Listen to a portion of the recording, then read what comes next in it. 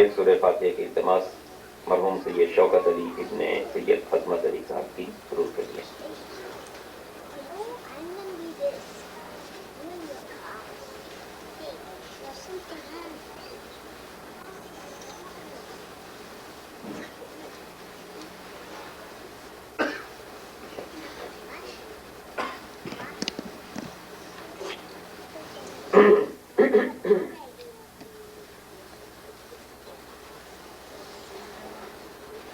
اعوذ باللہ السمیع العلیم من الشیطان اللعین الرجیم. بسم اللہ الرحمن الرحیم. الحمد للہ الذی ہدانا لہذا وما كنا لنهتدی لولا ان ہدانا اللہ. لقد جاءت رسل ربنا بالحق والصلاة والسلام على النبي الأمي المكي المدني العربي الهاشمي سيدنا ونبينا أبي القاسم محمد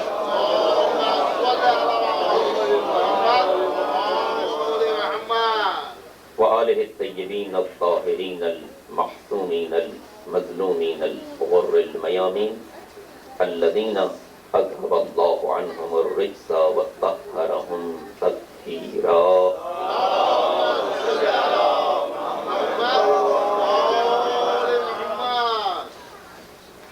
واللعنة الدائمة الباقية على أعدائهم أجمعين من يوم ظلمهم إلى يوم الدين. أما بعد فقد قال الله سبحانه وتعالى في محكم كتابه الكريم وقوله الحق.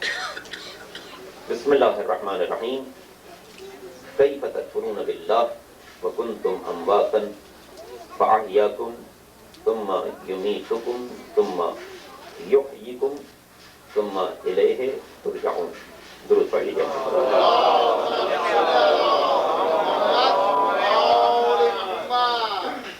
جیسا کہ آپ کے علم میں ہی مجلس اعضا مرحوم سید شوکت علی صاحب ابن عظمت علی صاحب کے سوئم کے موقع پر منعقد کی جا رہی ہے. سب سے پہلے میں ان کے فرزندوں کو اور اولاد کو اور اہل خانہ کو تعزیت پیش کرتا ہوں اس دعا کے ساتھ کہ خدا عالم مرحوم کو جنت الفردوس کی نعمتوں سے سرفراز کرے. دنیا سے بہرحال جانا ہر ایک کو ہے. مرحوم اپنے وفات کے سلسلے میں ایک سعادت ان کو یہ ملی کہ ماہ مبارک کی شاید آخری شب جمعہ میں وہ دنیا سے رخصت ہوئے اور ماہ مبارک کے جمعۃ الوداع کو ان کی رکھیں.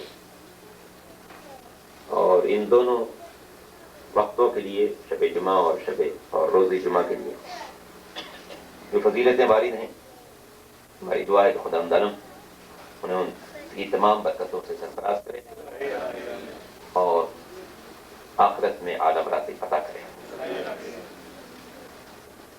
اثار ثواب کی مجلس میں طویل تقریر کی گنجائش بھی نہیں ہوتی اور وقت بھی شاید آدھا گھنٹہ ہے، تو اسی میں چند معروضات عرض کر کے اور آپ کی زحمت تمام کروں.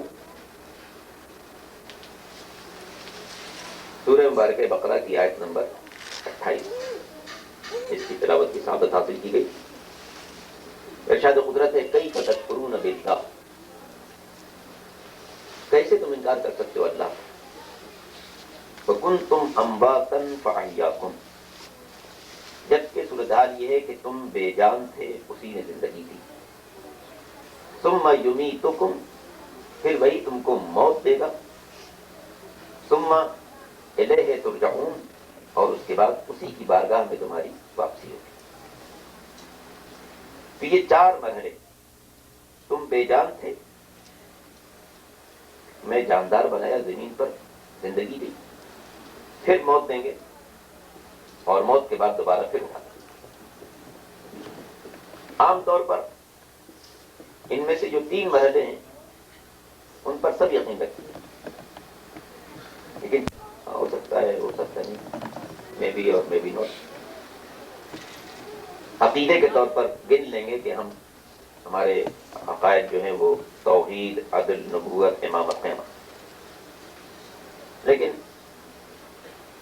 واقع ذہن مطمئن ہو ان کی تعداد بھی خاصی کم ہے، کی تیاری بھی ہو اس کی تعداد تو اور کم. مولا کائنات امیر المومنین علی بن ابی طالب علیہ السلام کا ایک فرمان ہے, اور میں بارہا یہ بات عرض کرتا رہتا ہوں کہ کائنات میں اللہ کے کلام کے بعد فصاحت و بلاغت میں دنیا کی کسی انسان کا کلام میرے مولا سے بڑھ کر نہیں ہو سکتا. ایک ایک جملے میں, ایک ایک فقرے میں پوری دنیا پوشیدہ ہے. اس فقرے کو بھی ہماری کتابوں میں بھی دیکھا جا سکتا ہے, اور برادر اہل سنت کی کتابوں میں بھی جنہوں نے مولا کے بارے میں لکھا ہے وہ یہ حوالہ موجود ہے. فرماتے ہیں یا ابن آدم افنیت عمرک فی طلب الدنیا فمتی تطلب الآخرہ. اے فرزند آدم, اے انسان, اگر تو نے اپنی پوری زندگی دنیا ہی کے طلب میں خرچ کر دی فمتی تطلب الآخرہ, تو وہ وقت کون سا آئے گا جب تم آخرت کو تلاش کرو. مدت حیات تو یہی ہے, یا ایسی زندگی گزارے کہ جس میں صرف وہ پیش نظر ہو اور یہ پیش نظر نہ ہو, یا صرف یہ دنیا پیش نظر ہو اور وہ پیش نظر نہ ہو. شریعت کو دونوں قبول نہیں. چھٹے امام حضرت جعفر صادق علیہ السلام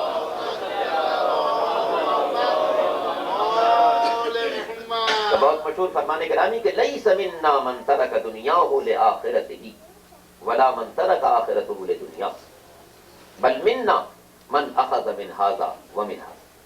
ہمارا چاہنے والا وہ بھی نہیں ہو سکتا جو آخرت کی فکر میں دنیا کے فرائض کو بھول جائے, اور نہ ہمارا وہ ہو سکتا ہے کہ جو دنیا کے حصول میں آخرت کو فراموش کرے. بل منا من اخذ من ھذا ومن ھذا, ہمارا سچا چاہنے والا وہ ہے جو دنیا کو بھی سنوارتا ہے اور آخرت کو بھی سنوارتا ہے, اور جس کے لبوں پر یہ دعا ہوتی ہے کہ ربنا آتنا فی الدنیا حسنۃ وفی الآخرۃ حسنہ وقنا عذاب النار. اے پالنے والے, تو میری دنیا بھی سنوارتے, میری آخرت بھی سنوارتے, اور مجھے آتش جہنم سے بچا. ایک اور فرمان ہے میرے مولا کا, اور اس میں دیکھیے کس قدر عظیم نفسیات انسانی کو شکار. فرماتے ہیں کتنا تعجب ہے انسان پر جس دنیا کے بارے میں ایک حد تک ضمانت لی جا چکی ہے, اس کے لیے تو اتنا پریشان رہتا ہے, اور جو آخرت اس کی کوششوں پر منحصر ہے اس کی بالکل فکر نہیں کرتا. امام فرماتے ہیں اس دنیا میں رزق کا ایک حصہ بہرحال ہر ایک کے لیے ضمانت دی جا چکی ہے. امام من دابۃ علی الارض فی الارض الا علی اللہ رزقها. زمین پر جو زندگی گزار رہا ہے وہ رزق پائے. خود مولا سے کسی موقع پہ کسی نے پوچھا کہ مولا کسی شخص کو ایک قلعے میں بند کر دیا جائے جہاں کسی کی رسائی نہ ہو, اس کو رزق کیسے ملے؟ فرمایا جس راستے سے اس کی موت آ سکتی ہے اسی راستے سے اس کا رزق آ سکتا ہے. درود پڑھ لیں محمد والا.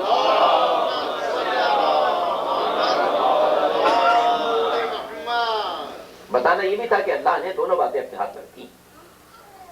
وہ چاہے تو جو کیڑا کسی پتھر میں کسی چٹان میں زندگی گزار رہا ہے اس کو بھی رزق پہنچا.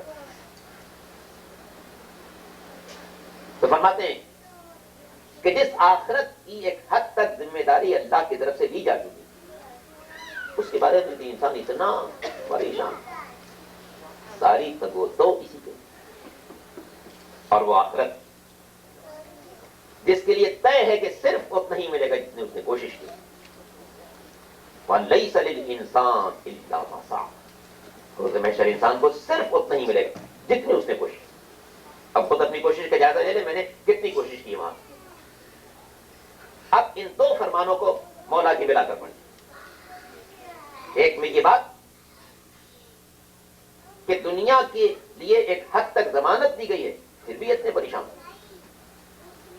آخرت کے لیے ڈکلیئر کر دیا گیا، اعلان کر دیا گیا کہ جتنی کوشش کرو گے اتنا ہی ملے گا، اور پھر بھی اتنے غافل. اب عرصہ حیات تو یہی ہے جو تمہیں ملا، 60 سال 70 سال 80 سال، کم زیادہ، یہ ایوریج انسان کی عمر. اگر اس عمر کا پورا حصہ صرف اسی جد و جہد میں خرچ ہو جائے کہ دنیا مل جائے، ہر صورت میں دنیا مل جائے، تو متا تک تو بلا تو آخرت کہاں سے کرے؟ عمر تو، زندگی تو دوبارہ نہیں ملے گی نا. ایک یہی لمٹ ہے، جیسی چاہو گزارو، اللہ کے فرما بردار بن کر گزارو یا نافرمانی میں گزارو، اس کی اطاعت میں گزارو یا معصیت میں گزارو، اس کی ہدایات کو نظر انداز کر کے گزارو یا اس جذبے کے ساتھ گزارو کہ مالک ان صلاتی و نسکی و محیایا و مماتی للہ رب العالمین، مالک میری نماز، میری عبادت، میری زندگی، میری موت سب تیری رضا کے تابع ہے. یہ انسان پر خود منحصر ہے. یہ اس کارگاہ حیات میں ہر انسان ایک مدت حیات لے کر آئے، اسی کے مطابق اس کی ذمہ داری ہے. قرآن نے جس کا جتنا حق دیا ہے اتنی اس پر ذمہ داری دے. پیغمبر کا کائنات پر، پوری کائنات پر حق، تو ان کی ذمہ داری بھی پوری کائنات تک پیغام میں پہنچائے. اسی طریقے سے جس کا دائرہ عمل جتنا بڑا اتنی ہی اس کے اختیارات، اتنی ہی اس کی ذمہ داری. ماں باپ کو اللہ نے زمین پر اپنے بعد اہم ترین حقوق کا حامل قرار دیا. کوئی شک نہیں، وَقَضَىٰ رَبُّكَ أَلَّا تَعْبُدُوا إِلَّا إِيَّاهُ وَبِالْوَالِدَيْنِ إِحْسَانًا، تمہارے پروردگار کا یہ حتمی فرمان ہے کہ اس کے علاوہ کسی کی عبادت نہ کرنا اور ماں باپ کے ساتھ حسن سلوک کرتے رہے. تو ماں باپ کے حق کو اللہ نے اپنے حق کے بعد کائنات میں اہم ترین حق قرار دیا. عرش پر اس کا حق سب سے مقدم ہے، فرش پر ان کا حق سب سے مقدم ہے. درود پڑھ لے محمد صلی اللہ علیہ وسلم.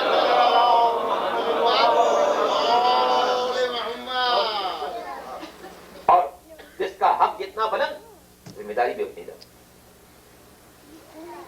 ہر بچہ جو دنیا میں قدم رکھتا وہ ایک سادہ صاف ذہن لے کے آئے ہیں جو نفس چاہے اس پر متصل کرے. اور اسی لیے قرآن مجید نے مال اور اولاد دونوں کو انسان کی آزمائش کا ذریعہ قرار دیا کہ مال حاصل کہاں سے کیا، خرچ کیسا ہے. اولاد کو آزمائش کا ذریعہ قرار دیا. دیکھیں اسے پروان چڑھانے میں ہمارا وفادار بنایا یا نہیں بنا. ختمی مرتبہ احمد مجتبی محمد مصطفیٰ صلی اللہ علیہ وسلم تو وہ مشہور معروف فرمان، اس میں آپ نے فرمایا کہ دیکھو اس بات سے غفلت نہ کرنا کہ اس بچے میں ہر صلاحیت موجود ہے جیسا تم اسے بنانا چاہو. اگر ارشاد ہوتا ہے، اور یہ بات تقریباً ویسے بھی انسان کی جانی پہچانی، پیغمبر کا ارشاد نہ بھی ہو تو انسان یہ بات سمجھ سکتا کہ اگر بچے کی صحیح تربیت کی تو ہم نے معاشرے میں ایک صالح انسان کا اضافہ کیا، اور اگر ہماری غفلت کی بنا پر بچہ جرائم میں پڑ گیا تو ہم نے اپنی کوتاہی کی بنا پر معاشرے میں ایک مجرم کا اضافہ کیا. اب یہ ماں باپ پر منحصر ہے کہ وہ کمال توجہ کے ساتھ معاشرے کے اندر ایک مصلح کا اضافہ کرتے ہیں یا کمال لاپرواہی کی بنا پر معاشرے کے اندر ایک مجرم کا اضافہ کرتے ہیں. یہی وہ انسان کی منزل ہے. اور اسی لیے حضور نے کیا فرمایا کہ کسی بھی ماں باپ کی طرف سے، خاص طور سے باپ کا لفظ، اس پر ذمہ داری بہت زیادہ ہوتی، باپ کی طرف سے اولاد کے لیے بہترین تحفہ اس کی تربیت، اس لیے کہ اگر اسے صالح تربیت دے دی جائے، اچھی تربیت دے دی جائے، خدا کا فرما بردار بنا دیا جائے، اس کے دل میں اللہ کا احساس پیدا کر دیا جائے، خوف خدا اس کے ذہن میں جاگزی کر دیا جائے، اسے تعلیمات آل محمد سے روشناس کرا کے ایک اچھا انسان بنا دیا جائے، تو اس کے بعد اگر وہ اندر سے اپنے باطن سے پختہ ہو چکا تو آپ چاہے کسی بھی ماحول میں اسے چھوڑ دیں، وہ اپنے کو بچا سکتا ہے، اپنے دامن کو محفوظ رکھ سکتا ہے۔ اور اگر خدا نخواستہ اس کی طرف سے کوتاہی کی گئی تو صالح معاشرے میں بھی، اس معاشرے کو اچھا معاشرہ سمجھتے ہو وہاں بھی رہتے ہوئے بگڑ جائے گا۔ درود پڑھ لیں محمد وعلہ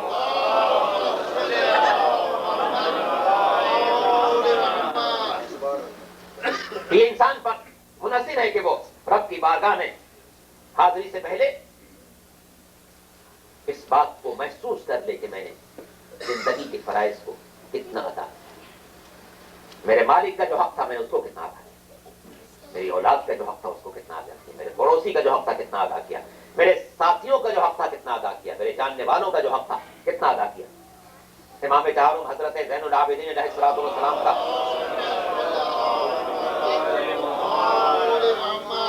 وہ مشہور رسالۃ الحقوق جس میں معاشرے کے 50 حقوق کا تذکرہ، ایک انسان کا دوسرے انسان پر کیا حق ہے، ایک بار مل کے درود پڑھ لیں محمد والا آج ایمان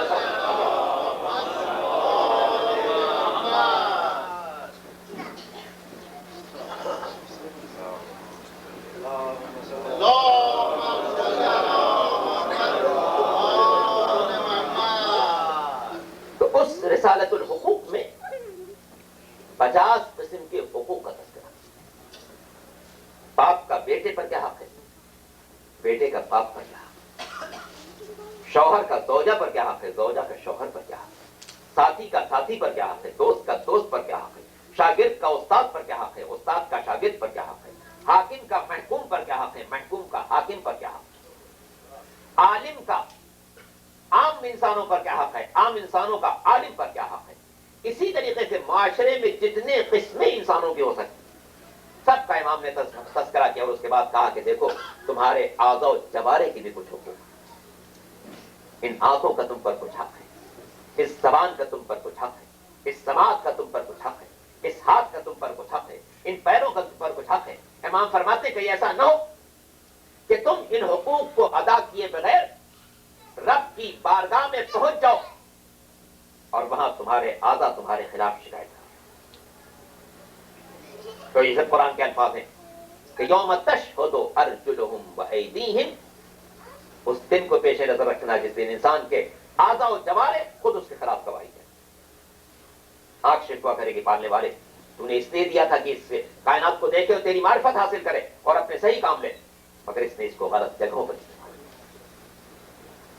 زبان شکوہ کرے گی پالنے والے، تو نے دیا تھا کہ یہ ذکر خدا کرتا، اچھے کاموں میں اس کو استعمال کرتا، مگر یہ اچھے کاموں میں تو کب استعمال کرتا، تیری رضا کے خلاف زیادہ استعمال کرتا۔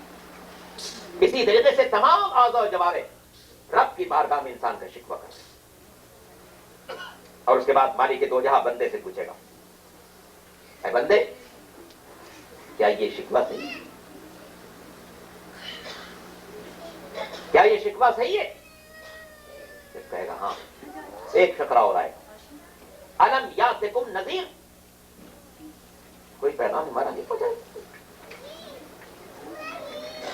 الم نجعل لکم لسانا وشفتین، کیا ہم نے تمہیں زبان اور لب نہیں دیے جن سے تم ذکر کر سکتے، کیا ہم نے آنکھیں نہیں دی تھی جن سے تم نصیحت کی باتوں کو دیکھ سکتے، کیا ہم نے کان نہیں دیے جس سے ہمارے پیغام حق کو تم سن سکتے، کیا ہم نے اعضاء و جوارے نہیں دیے جن سے تم ہمارا حق بندگی ادا کر سکتے۔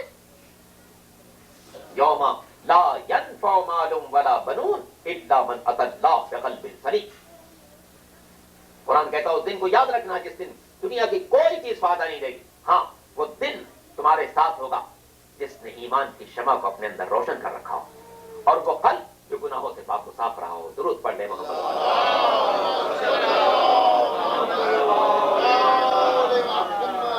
اور جب ایسے انسان جنہوں نے اپنی زندگی فرائض کے دامن میں گزاری ہو، جب وہ دنیا سے جاتے ہیں تو شاعر کیا کہتا ہے؟ اقبال کا مشہور شعر کہ نشان مرد مومن باتو گویم، نشان مرد مومن باتو گویم چمر گایت تبسم بر لب اوست. ہم تمہیں مرد مومن کا نشان بتا دیتے ہیں کہ جب موت آتی ہے تو چہرے پر اطمینان اور مسکراہٹ. یہ اطمینان اس بات کا بھی ہے کہ ہم نے فرض بندگی کو ادا کیا، اور یہ مسکراہٹ اس بات کی ہے کہ جن خاصان خدا کی محبت میں زندگی بسر کی تھی ان سے ملاقات کا موقع. اب میں علی کی بارگاہ میں جا رہا ہوں، اب میں حسن کی بارگاہ میں جا رہا ہوں، اب میں حسین کی بارگاہ میں جا رہا ہوں. شاید مجھے یاد ہے کہ میں نے پہلی مجلس میں یہ بات ایک شعر کراچی کے ایک مشہور شاعر کا سنایا تھا.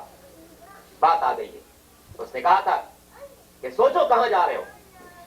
خصوصاً جو آل محمد کا چاہنے والا ہے جب اس دنیا سے جاتا ہے تو اس یقین کے ساتھ جاتا ہے کہ میری ملاقات پیغمبر سے ہوگی، مولا کائنات سے ہوگی، حسن مجتبیٰ سے ہوگی، حسین سے ہوگی، آل محمد سے ہوگی. اس تصور کو پیش نظر رکھتے ہوئے کہتا ہے کہ غسل میت نہ کہنا میرے غسل. میں تو مولا سے ملاقات کے لیے نہا دھو کر اجلے کپڑے پہن کے جا رہا ہوں. غسل میت نہ کہنا میرے غسل کو، اجلے ملبوس کو مت کفن نام دو. غسل میت نہ کہنا میرے غسل کو، اجلے ملبوس کو مت کفن نام دو. میں چلا ہوں علی کی ملاقات کو، جس کی تھی آرزو وہ گھڑی آ گئی.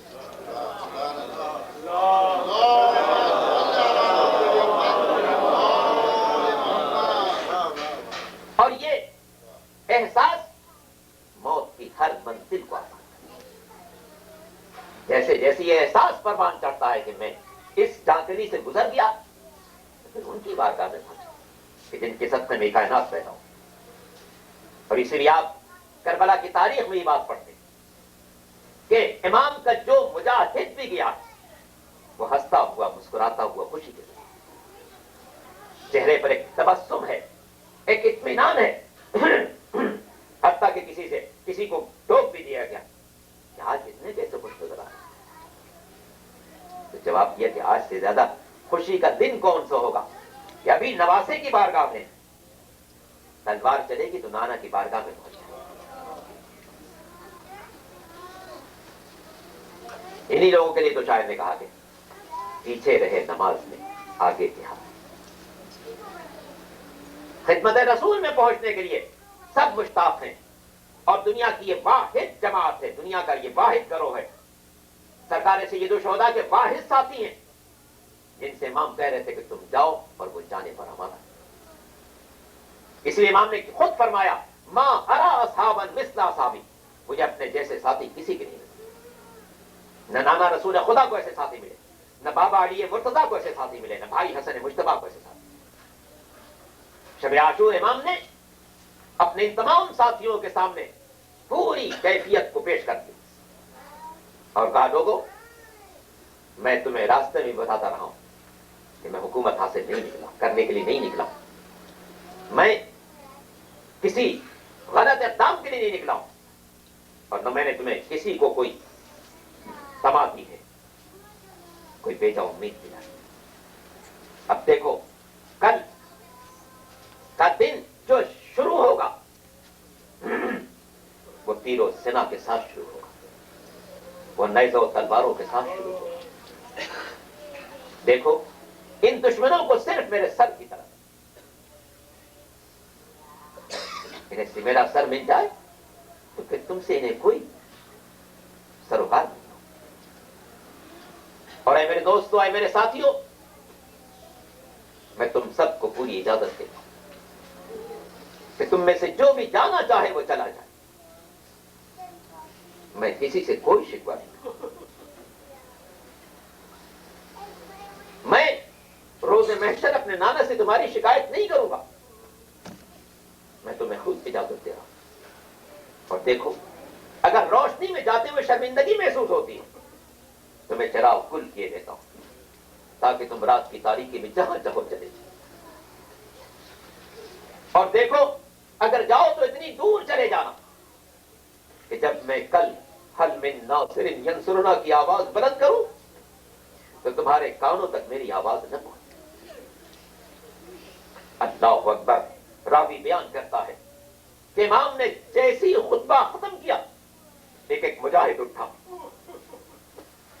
اور اس نے کہا مولا ہمارا مزید امتحان نہ لیجیے، یہ تو ایک مرتبہ کا مرنا ہے، اگر ہمیں بار بار قتل کیا جائے، ہمارے جسموں کو جلا دیا جائے، خاکستر بنا دیا جائے، تب بھی مولا ہم آپ کا ساتھ چھوڑ کر نہیں جا سکتے۔ مولا کیا ہم آپ کو اس بیابان میں تنہا چھوڑ کر چلے جائیں؟ مولا ہم پیغمبر کو کیا جواب دیں گے کہ میرا نواسا تنہا تھا اور تم چھوڑ کر جا رہے؟ اللہ اکبر۔ اور یہ تاریخ کربلا کی حقیقت ہے کہ حسین کے ساتھیوں میں سے جب تک کوئی ایک فرد بھی زندہ رہی، اس وقت تک حسین کے بچوں کو بھی کوئی زخم نہ لگا۔ اسی لیے امام عالی مقام جب عصر عاشور تنہا ہو چکے تھے تو اپنے ساتھیوں کو پکار رہے تھے، یا ابطال الصفا و یا فرسان الحجاب، اے میرے شیرو، اے میرے بہادروں، تم کہاں ہو؟ حسین آواز دے رہا ہے۔ راوی کہتا ہے جب امام کی صدائے استغاثہ بلند ہوئی تو ایک مرتبہ لاشوں نے تڑپنا شروع کیا، کٹی ہوئی گردنوں سے آواز آئی، لبیک یا ابن رسول اللہ، اے فرزند رسول، ہم آپ کی مدد کو اب بھی حاضر ہیں۔ راویوں کا بیان ہے امام عالی مقام نے آخری مرتبہ خیمے کا رخ کیا، جناب زینب ام کلثوم کو رخصت کیا، اے زینب تم کو بھی سلام، اے ام کلثوم تم کو بھی سلام، اے رقیہ تم کو سلام، اے سکینہ تم کو سلام، اے ماں کی کنیز فضہ تم سب کو ہمارا سلام۔ راوی بیان کرتا ہے امام مظلوم نے سب کو سلام کیا، سب سے رخصت ہوئے اور اب گھوڑے پر بیٹھے، مگر گھوڑا آگے نہیں بڑھتا، گھوڑا آگے نہیں بڑھتا۔ امام نے گھوڑے کو ایڑ لگائی مگر گھوڑا آگے نہ بڑھا۔ امام نے اس سے پھر خطاب کر کے کہا، اے گھوڑے مجھے آخری مرتبہ میری آخری آرام گاہ تک پہنچا دے۔ راوی کہتا ہے گھوڑے نے ایک مرتبہ امام کو دیکھا، پھر اپنے قدموں کی طرف اشارہ کیا، گویا کہہ رہا تھا مولا کیسے چلوں، میرے قدموں سے سکینہ لپٹی ہوئی ہے، بابا کے سینے پر سونے والی لپٹی ہوئی ہے۔ اللہ اللہ۔ راوی بیان کرتا ہے امام عالی مقام اترے، سکینہ کو کلیجے سے لگایا، بیٹی خدا حافظ۔ عجب نہیں امام نے کہا ہوگا اے میری بیٹی میرا سر نوکے نیزہ پر بلند ہو جائے، صبر کرنا، میری لاش پر گھوڑے دوڑائے جائیں، صبر کرنا، خیموں میں آگ لگائی جائے، صبر کرنا، اے بی بی شمر ملون تماچے لگائے، صبر کرنا۔ عزیزان محترم، آپ بھی سال ثواب کی مجلس میں شریک ہیں۔ جب مرحوم کا انتقال ہوا بڑے اہتمام سے غسل دیا گیا، نماز جنازہ ادا کی گئی، قبرستان بھی لوگ گئے، بڑے آرام سے آہستہ آہستہ قبر کی منزلیں دیتے ہوئے لحد میں اتارا گیا۔ لوگ اس دن بھی پرسہ دینے آئے، آج بھی پرسہ دینے آئے ہیں، اس لیے کہ جانے والے کا حق یہی ہے کہ اس کے ورثہ کو پرسہ دیا جائے۔ آپ نے دنیا میں کہیں نہیں دیکھا ہوگا کہ اگر کسی گھر سے کوئی جنازہ اٹھ جائے تو گھر کو آگ لگا دی جائے، مگر ہاں یہ کربلا کا میدان ہے، ایک طرف 72 لاشیں بکھرے ہوئے ہیں اور دوسری طرف خیموں میں آگ لگائی جا رہی ہے۔ حمید ابن مسلم کہتا ہے میں نے دیکھا جس وقت خیمے کے شعلے بلند تھے، ایک چھوٹی سی بچی جلتے ہوئے خیمے سے نکلی، عالم یہ تھا اس کے دامن میں آگ لگی ہوئی تھی۔ حمید نے چاہا آگے بڑھ کے بچی کے دامن کی آگ کو بجھا دے، مگر جب بچی نے حمید کو اپنی طرف آتے ہوئے دیکھا کہنے لگی اے شیخ میرے نزدیک نہ آنا، میں تیرے نبی کی اولاد ہوں، جس محمد کا تو کلمہ پڑھتا ہے میں اسی کی اولاد ہوں۔ یہ سن کر حمید نے کہا میں کسی برے ارادے سے نہیں آیا، صرف دامن کی آگ کو بجھانا چاہتا ہوں۔ بچی نے کہا اگر میرے ساتھ کوئی احسان کرنا چاہتا ہے ذرا مجھے نجف کا راستہ بتا دے۔ اس نے پوچھا اے بی بی نجف جا کر کیا کرو گی؟ کہنے لگی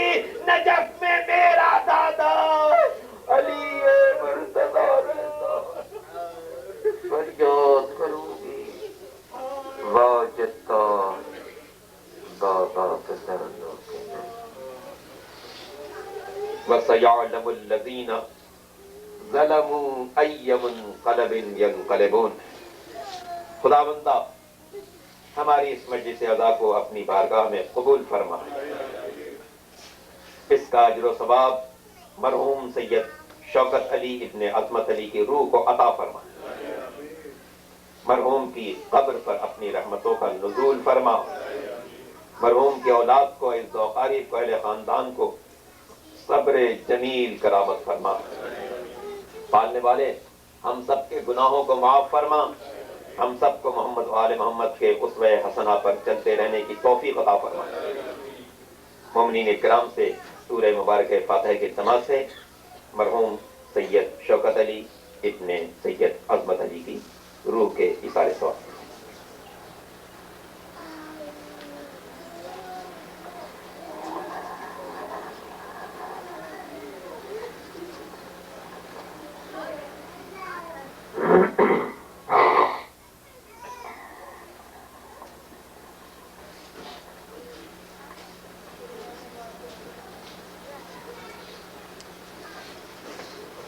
الہی و سیدی و مولائی بحق محمد وانت المحمود بحق علی وانت الاعلی بحق فاطمہ وانت فاطر السماوات والارض بحق الحسن وانت المحسن وبحق الحسین وانت قدیم الاحسان وبحق الائمة المعصومین من ذریۃ الحسین علیہ السلام۔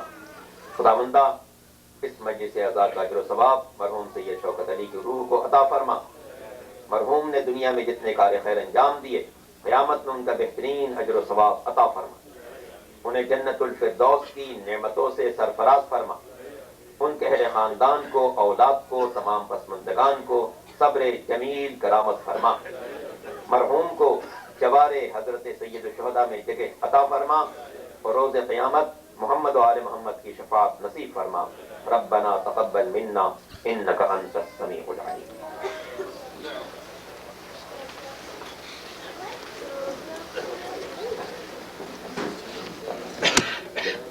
السلام علیکم یا رسول اللہ یا خاتم النبیین، السلام علیکم یا امیر المؤمنین یا سید الوصیین، السلام علیکم یا فاطمۃ الزہرا۔